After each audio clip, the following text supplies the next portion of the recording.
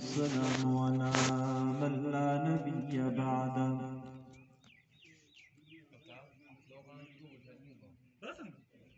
لا يخلق نبي ولا رسول بعده لا أمة بعد أمتي ولا كتاب بعد كتابي لا شريعة بعد شريعتي ولا رسالة بعد رسالتي وعلى آله وأصحابه الذين أوفوا وهدا الذين هم مفاتيح الرحمة ومصابيح الغرر والذين هم خلاصة العرب الأرباء وخير الخلائق بعد الأنبياء وهم كالنجوم في السماء للاهتداء والاقتداء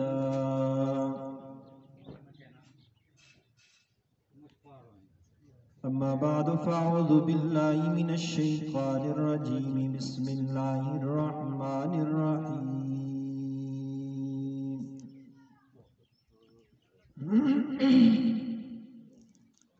إنما يتقبل الله من المتقين وقال تعالى في مقام آخر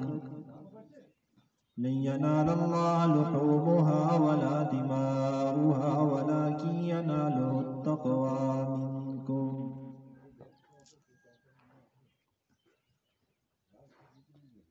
صدق الله مولانا العظيم وقال النبي صلى الله عليه وسلم لا يدخل أحدا منكم عمله الجنة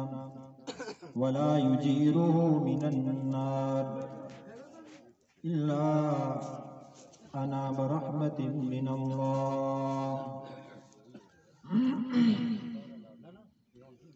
وقال النبي صلى الله عليه وسلم في مقام آخر حب الدنيا رأس كل حتية وتركها مفتاح كل فضيلة أو كما قال عليه الصلاة والسلام وصدق رسوله النبي الأمي الكريم ونحن على ذلك لمن الشاهدين والشاكرين والحمد لله رب العالمين إن الله وملائكته يصلون على النبي يا أيها الذين آمنوا صلوا عليه وسلموا تسليما اللهم صل على محمد وعلى آل محمد كما صليت على إبراهيم وعلى آل إبراهيم إنك حميد مجيد اللهم بارك على محمد وعلى آل محمد كما باركت على إبراهيم وعلى آل إبراهيم إنك حميد مجيد میرے واجب الاحترام انتہائی قابل عزت تکریم و احترام بزرگوں دوستوں عزیز نوجوان ساتھیوں آج اسلامی سال کے آخری مہینے کی 10 تاریخ ہے اور آج کا دن اسلامی تہواروں میں سے ہمارا اسلام کا دوسرا تہوار عید الاضحیٰ جو آج کے دن منایا جا رہا ہے۔ اس عید کی نسبت قربانی کے ساتھ ہے۔ اسی کے متعلق آپ کے سامنے قرآن مجید فرقان حمید کی 2 آیات کریمہ کے ٹکڑے تلاوت کیے اور حضور سرور کونین صلی اللہ علیہ وسلم کے 2 فرامین تلاوت کیے ہیں۔ بارگاہ الہی میں دعا گو ہوں خالق کائنات قرآن و سنت کے آئینے میں سچ کہنے کی توفیق عطا فرمائے، اور کہنے اور سننے سے زیادہ ہم سب کو عمل پیرا ہونے کی توفیق عطا فرمائے۔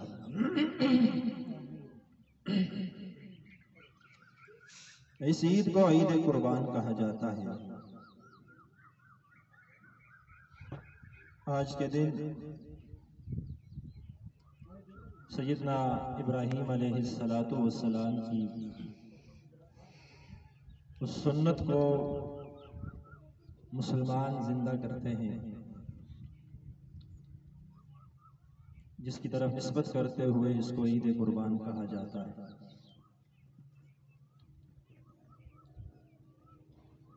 قربانی یہ قرب سے ہے، اور یہ ہمیں دو پیغام دیتی ہے، دو سبق دیتی ہے۔ اس قربانی کے دو درس ہیں۔ ہم ہر سال قربانی تو کرتے ہیں، لیکن قربانی کی روح کو نہیں سمجھتے۔ آخر اللہ تبارک و تعالی اپنے حکم سے ان جانوروں کو ذبح کرنے کا حکم کیوں دے رہے ہوتے ہیں؟ اللہ تعالیٰ کی طرف سے جانوروں کو ذبح کرنے کا حکم ہمیں کیوں مل رہا ہوتا ہے؟ قربانی کرنے کا حکم ہمیں کیوں دیا جا رہا ہوتا ہے؟ روح کو سمجھیے۔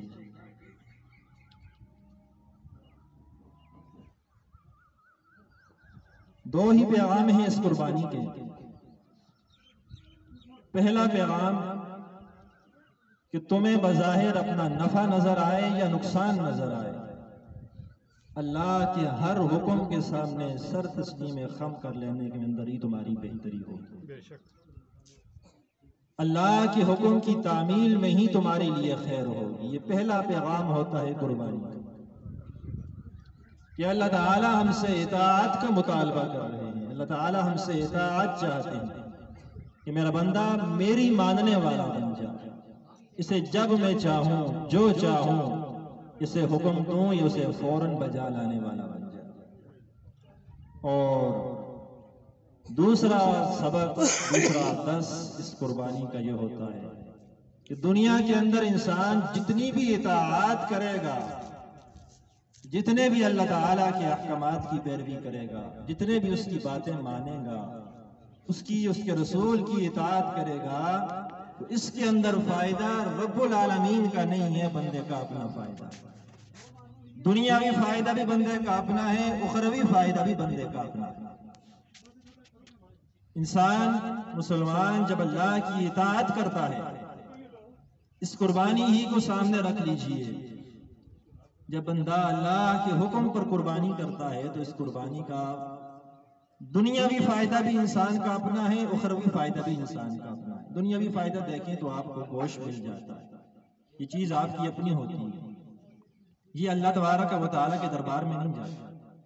آپ نے قربانی کی، اللہ کے حکم پہ جانور کو ذبح کیا، اگر یہ اللہ تعالیٰ کا حکم یہ ہوتا کہ یہ اوپر پہنچاؤ گوشت،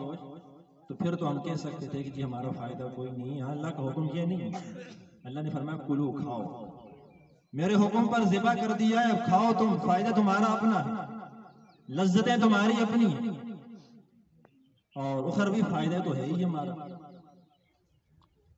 قربانی کی فضیلت کے بارے میں پیارے آقا صلی اللہ علیہ وسلم کے فرامین کو اگر آپ دیکھیں تو اللہ کے نبی صلی اللہ علیہ وسلم نے جو قربانی کے فضائل بیان فرمائے ہیں، ان میں ارشاد فرمایا کہ کل میدان محشر میں قربانی کا انسان، قربانی کرنے والا انسان اپنے جانوروں کے بالوں کو، اس کے کھروں کو، اس کے سینگوں کو بھی لے کے آئے۔ یہ تین چیزیں کیوں بیان فرمائی؟ یہ دنیاوی اعتبار سے میری آپ کی نظر میں حقیر چیزیں، فضول چیزیں۔ سینگ ہمارے کسی کام میں نہیں آتے، جانور کے کھر ہمارے کسی کام میں نہیں آتے، جانور کے جسم کے اوپر جو اگنے والے یہ بال ہمارے کسی کام میں نہیں آتے، فضول ہیں۔ لیکن اللہ تبارک و تعالیٰ نے کرم فرمایا کہ میدان محشر میں انسان کو ان بالوں کے بدلے بھی نیکیاں ملیں گی،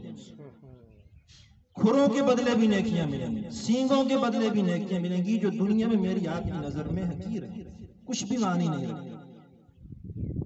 تو اللہ تعالیٰ اس پر بھی اجر عطا فرمائے۔ اور ایک روایت میں تو فرمایا کہ جانور کے ہر بال کے بدلے اللہ تعالیٰ انسان کو ایک نیکی عطا فرماتا ہے، ہر بال کے بدلے۔ آپ جا کے شمار کیجئے گا اپنے بکرے کے جسم کے اوپر بالوں کو، اپنی گائے کے جسم کے اوپر بالوں کو، آپ شمار نہیں کر سکتے، لیکن اتنی نیکیاں اللہ تبارک و تعالی ہمیں اس پر عطا فرمائیں گے قربانی پر۔ تو دنیاوی فائدہ بھی ہمارا، اخروی فائدہ بھی ہمارا۔ اللہ کو کوئی فائدہ نہیں پہنچتا ہمارے اعمال، اللہ کو کوئی فائدہ نہیں پہنچتا۔ میں اور آپ قربانی کریں یا نہ کریں، میں اور آپ اللہ کی بات مانیں یا نہ مانیں، میں اور آپ اللہ کی اطاعت کریں یا نہ کریں، اسے سجدے کرنے والوں کی کمی کوئی نہیں، اسے تسبیحات پڑھنے والوں کی کمی کوئی نہیں، اسے لبیک لبیک کہنے والوں کی کمی کوئی نہیں۔ ہم اطاعت کریں گے تو خود بن جائیں گے، ہم اطاعت سے ہٹیں گے تو خود بگڑ جائیں گے۔ تو یہ قربانی کی روح ہے، قربانی کے دو بنیادی مقصد ہیں، دو بنیادی سبق ہیں جو قربانی ہمیں دے رہی ہے کہ ہر اللہ کے حکم کو ماننے والے بن جاؤ، تمہاری دنیا آخرت کی بہتری اسی میں۔ جب حضرت ابراہیم علیہ السلام نے خواب دیکھا، قرآن کریم کا انداز بڑا نرالا ہے۔ قرآن کہتا ہے یا قال یا بنی انی ارا فی المنام انی اذبحک فانظر ماذا تری۔ ایک دن، دوسرے دن، تیسرے دن ابراہیم خلیل اللہ خواب دیکھ رہے ہیں، اور خواب میں صرف ایک ہی منظر سامنے آتا ہے، اپنے اس بچے کے گلے پہ خنجر چلا رہے ہیں جو 90 سال کی عمر میں جا کے ملا ہے، بڑھاپے کی عمر میں جا کے ملنے والا بچہ جب پیدا ہوتا ہے اللہ کی طرف سے حکم ہوتا ہے میرے خلیل جاؤ اسی بچے کو جا کے اس کی ماں سمیت جنگل میں چھوڑ کے آ جاؤ۔ اللہ کا حکم آیا، سر تسلیم خم کر لیا، پوچھا نہیں، باری تعالی جنگل میں چھوڑوں گا، معصوم بچہ ہے، عورت ہے، کمزور ہے، جنگل میں کیسے گزارا کریں گے؟ اللہ کا حکم آیا تو کوئی کیلو کال نہیں کیا، جا کے جنگل میں چھوڑ کے آ گئے۔ جب وہاں سے پل بڑھ کر جوان ہو کے فلما بلغ معه السعی، جب جوانی کی عمر کو پہنچے،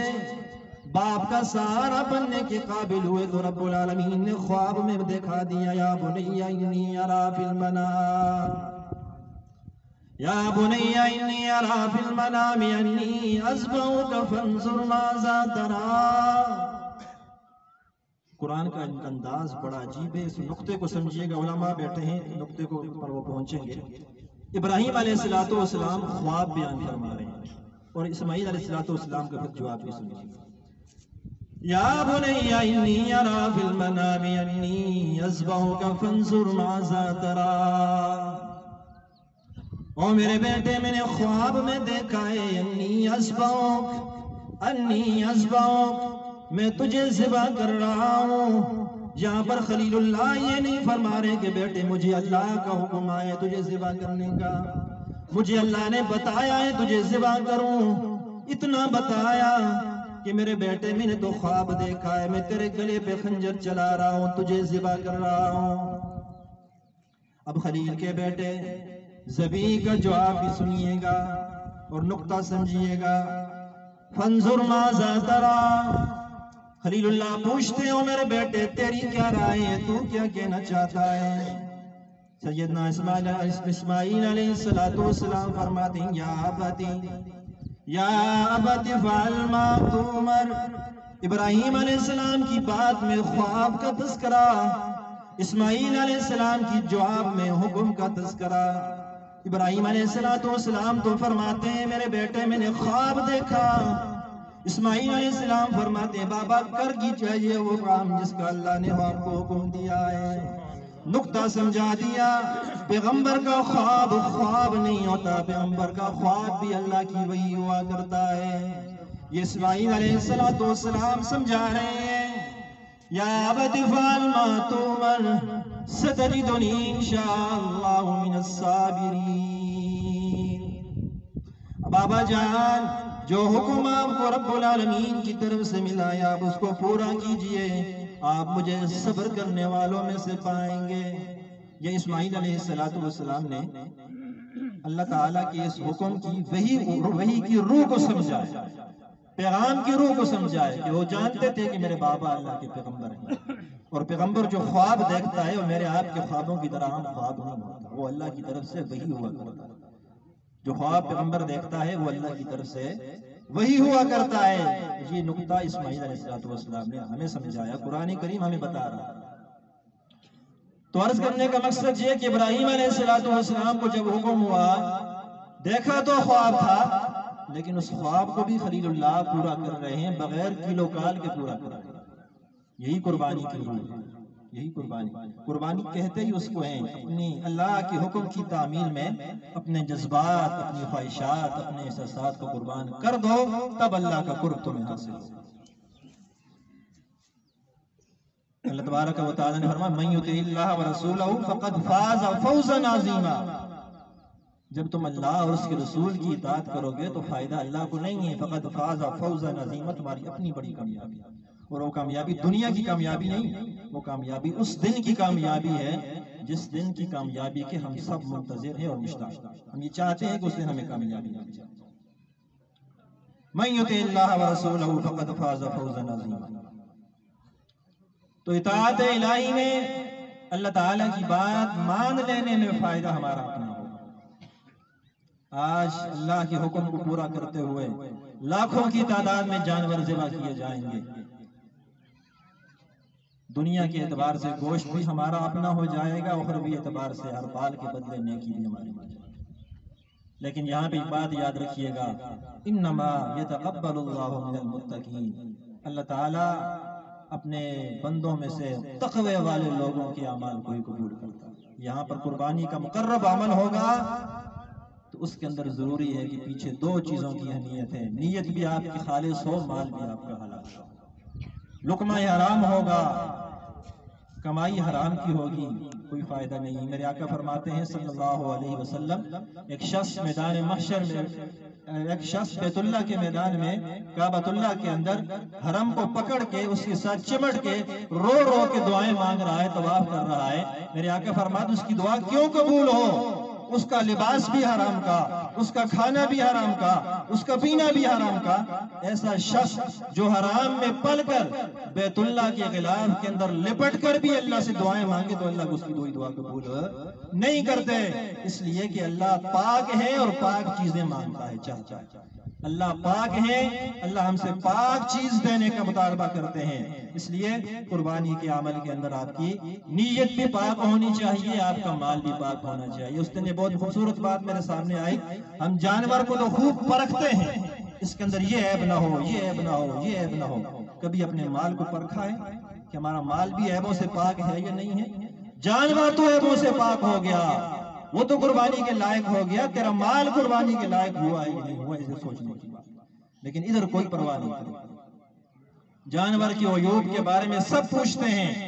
کمائی کے بارے میں کبھی کسی نے نہیں پوچھا کہ جی میری کمائی فلاں فلاں فلاں اسباب سے آتی ہے، کیا میں اس سے قربانی کر سکتا ہوں، کیا میری قربانی اس سے ہو سکتی ہے؟ کوئی نہیں پوچھتا۔ انما یتقبل اللہ من المتقین، اللہ تعالیٰ تقوی والے لوگوں کے اعمال کو قبول کرتے، اسے لن ینال اللہ لحومها ولا دماؤها ولكن يناله التقوى منکم، وہ چاہتا ہے اس چیز کو، وہ تم اس کا مطالبہ یہی ہے، نہ تمہارا گوشت ادھر جائے گا، تم 10 لاکھ کا جانور خرید کے لاؤ، حرام کے پیسوں سے خرید کے لاؤ، اسے تو نہ گوشت پہنچے گا، نہ خون پہنچے گا، نہ تیرے جانور کی خوبصورتی پہنچے گی، اسے کوئی چیز پہنچے گی تو تقوی پہنچے گا۔ لن ینال اللہ لحومها ولا دماؤها ولكن يناله التقوى منکم، اللہ تعالیٰ تم سے تقوی کا مطالبہ کرتا ہے، تقوی کو چاہتے ہیں۔ تو میرے عزیز دوستو، آج جو قربانی کا عمل ہوگا اس کے بدلے اللہ ہر بال کے بدلے، جانور کے ہر بال کے بدلے اللہ تعالیٰ انسان کو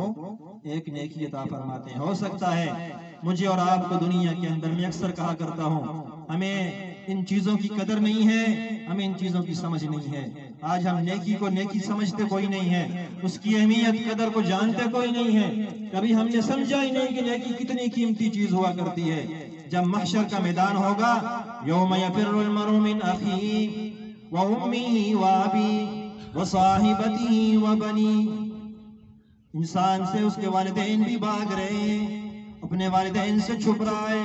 بندہ اپنے والدین سے دور، والدین اس کو چھوڑ کے جا رہے ہیں، اولاد سے یہ بھاگ رہا ہے، اولاد اس کو چھوڑ کے بھاگ رہی ہے، بیوی بچے گھر والے رشتہ دار دوست عزیز و اقارب سب چھوڑ کے جا رہے ہیں، سب بھاگ رہے ہیں۔ اس میدان میں جب انسان کو ایک نیکی کی ضرورت پیش آئے گی، پھر انسان کو پتہ چلے گا نیکی کتنی قیمتی ہے۔ دنیا کے اندر تو ہم نہیں سمجھتے نا، آج آپ کے سامنے بتایا جاتا ہے جانور کے ہر بال کے بدلے نیکی ملے گی، آپ کے ذہن میں یہ بات آتی کوئی نہیں، سمجھ میں کوئی بات آتی نہیں، آپ کی بات گزر جاتی ہے، آپ کہتے ہو جی خیر ہے، باتیں ہی ہیں، کیا ان دیکھا ہے، کس نے دیکھی ہر بال کے بدلے نیکیاں؟ لیکن جب میدان محشر میں پلڑا کھلے گا، لا یغادر صغیرۃ ولا کبیرۃ الا احصاها، جہاں چھوٹے سے چھوٹا عمل بھی آپ کے سامنے لایا جائے گا اور بڑے سے بڑا عمل بھی آپ کے سامنے لایا جائے گا، تب پتہ چلے گا نیکی کتنی قیمتی ہے۔ دنیا کے اندر حضور علیہ السلام کے جو فرامین تھے، ان کی اہمیت و حیثیت کا ہمیں میدان محشر میں معلوم ہے، آج تو ہمیں سمجھ نہیں آ رہی،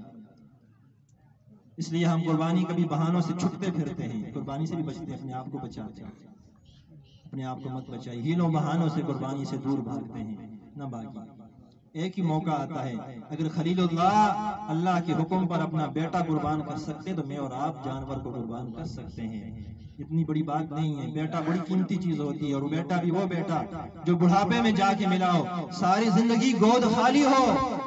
90-100 سال کی عمر میں جا کے بیٹا ملا ہو، اور وہ بیٹا جب جوان ہوا ہو اس وقت کہا جائے کہ ذبح کرو، تو یہ بہت بڑی قربانی کی بات ہے۔ میں اس دن بھی یہ بات عرض کر رہا تھا، قربانی صرف ابراہیم علیہ السلام سے نہیں چلی، قربانی آدم علیہ السلام سے چلی ہے، اس دور سے لے کے آج تک قربانی جاری ہے، لیکن پوری دنیا قربانی کو منسوب کرتی ہے تو ابراہیم علیہ السلام کی طرف منسوب کرتی ہے۔ وجہ کیا ہے کہ ان کی قربانی بڑی تھی، اس سے پہلے جتنی قربانیاں ہوتی رہیں وہ جانوروں کی قربانیاں تھیں، ابراہیم علیہ السلام نے قربانی دی ہے تو اپنے بیٹے کی قربانی، اللہ نے پھر اس کی طرف منسوب کر کے ہمیں حکم دے دیا، قیامت تک آنے والے انسانوں ہے تو میرا حکم اول تا آخر ہے، سب کے لیے تھا، لیکن میرے خلیل کی قربانی اتنی بڑی تھی کہ اب قیامت تک جب بھی کوئی اس عمل کو زندہ کرے گا تو سنت ابراہیمی کے لیے، تو قربانی کے بدلے اللہ تعالیٰ دیتے ہیں، عطا فرماتے ہیں، نوازتے ہیں اللہ رب العزت۔ تو عزیزان گرامی قدر، اللہ کے ساتھ جب ہمارا تعلق بنا ہے، ہم نے اللہ تعالیٰ پر ایمان لایا ہے، ایمان لانے کے بعد اب جتنا ہمارا ایمان مضبوط ہوگا، جتنے ہم اللہ کے قریب ہوں گے، اتنی قربانیاں ہمیں دینی پڑیں گی۔ حضرات انبیاء کرام نے قربانیاں دی، صحابہ اکرام نبی علیہ السلام کے ایک ایک اشارے پہ سب کچھ قربان کر دیا، ایک اشارے، کبھی کوئی کیلو کال نہیں کیا، کبھی یہ نہیں سوچا کہ میرے گھر بار کا کیا ہوگا، میرے بیوی بچوں کا کیا ہوگا، میرا گھر کیسے چلے گا، نہیں سوچا، ایک اشارہ ہوا سب کچھ حاضر کر دیا۔ میرے آقا فرماتے ہیں میرے صحابہ مال کی ضرورت ہے، صدیق اکبر اٹھتے ہیں گھر میں جھاڑو لگا، کچھ بھی بچا کے نہ چھوڑا، پورا کا پورا سامان گٹھڑی باندھی پیارے آقا کے قدموں میں لا کے، یا رسول اللہ قبول فرما۔ اور اماں جان فرماتی ہیں کہ بابا جان دیوار پہ ہاتھ پھیر رہے تھے، ہم نے پوچھا بابا جان سامان تو سارا گٹھڑی میں باندھ دیا، دیوار پہ ہاتھ کیوں پھیر رہے ہیں؟ فرمایا میری بیٹی میں نے ایک سوئی کچھ عرصہ پہلے دیوار پہ رکھی تھی، آج اللہ کے رسول کا حکم آیا ہے، اللہ کے دین کو مان کی ضرورت ہے، ابو بکر گھر میں سوئی بھی رکھنا گوارا ہے۔ یہ جذبہ ہے اطاعت کا، یہ جذبہ ہے قربانی کا، اور اسی جذبے کی ضرورت مجھے اور آپ کو بھی۔ ہم سال میں ایک بار اللہ کے حکم پہ جانور ذبح کرتے ہیں، اللہ ہمیں یہ سمجھا رہے ہوتے ہیں صرف میرا حکم صرف ایک دن کے لیے نہیں ہے، پوری زندگی کے لیے، جب جب میرا حکم آئے گا، عید والے دن تم نے میرے حکم پہ جانور ذبح کیا، اس کے علاوہ 24 گھنٹوں کی زندگی میں تمہیں میرے حکم پر خواہشات قربان کرنی پڑیں گی، تمہیں میرے حکم پر اپنے جذبات قربان کرنے پڑیں گے، احساسات قربان کرنے پڑیں گے، جب یہ ساری قربانیاں دے جاؤ گے تو پھر تمہیں میرا قرب حاصل ہوگا۔ میرے آقا کے اشاروں پہ صحابہ سب کچھ قربان کر دینے والے ہوتے ہیں، سب کچھ قربان کر دینے۔ کبھی اللہ کے نبی کے حکم اور اللہ کے نبی کے اشارے کا لطف تو مجھے اور آپ کو حاصل ہو جائے تو پھر ہمیں پتہ چلے کہ یہ کتنی قیمتی چیز ہے۔ میرے آقا کے اشارے کے اس لطف کو شاعر نے بڑے عجیب انداز میں بیان کیا۔ سرائکی کے ایک جملے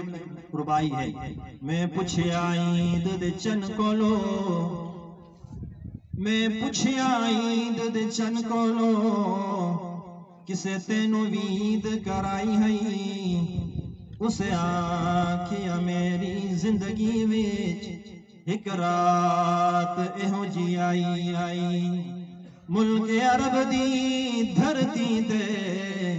ایک سونے انگل ہلائی ہے اس انگل دے راز اشارے تے میں ٹوٹ کے عید منائی ہے نہیں سمجھے ہوں گے آپ میں چاند سے پوچھتا ہوں چاند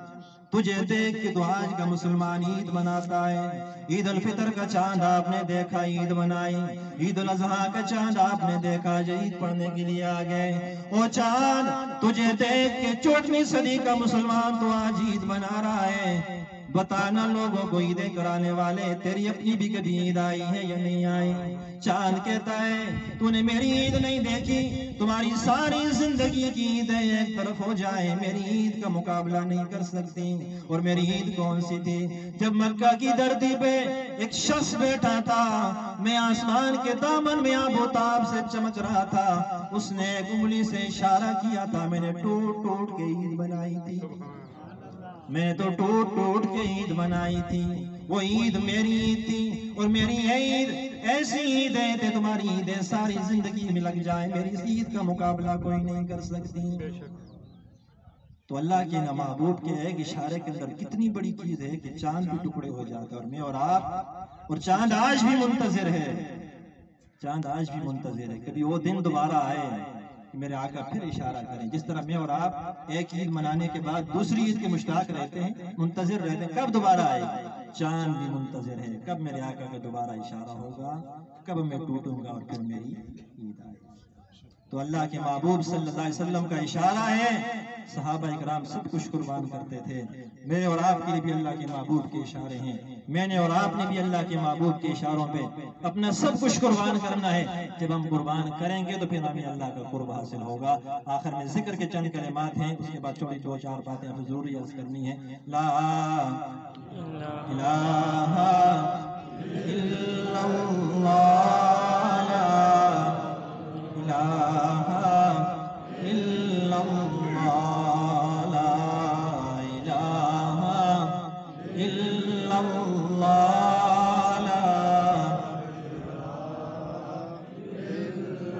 بلند آواز سے لا الہ کوئی زبان خاموش نہیں رہی آخر تک لا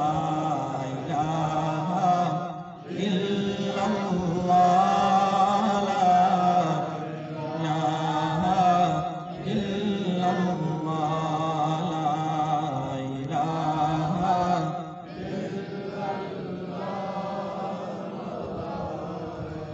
یہ نغمہ فصل گلے لالا کا نہیں پابند یہ کلمہ فصل گلے لالا کا نہیں پابند بہار ہو کے خزاں لا الہ الا اللہ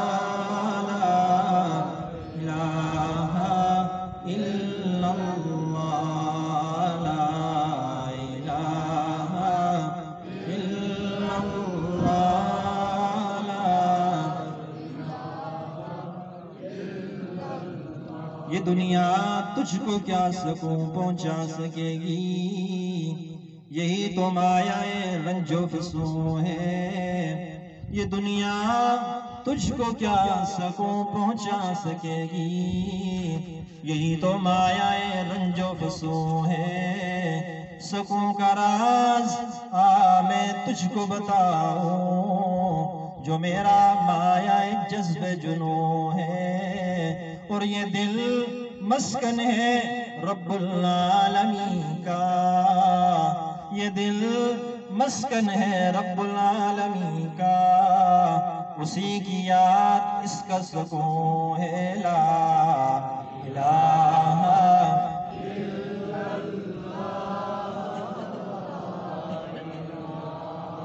الا اللہ محمد رسول اللہ محمد رسول اللہ محمد رسول اللہ جو ضروری باتیں آپ سے گزارش کرنی ہیں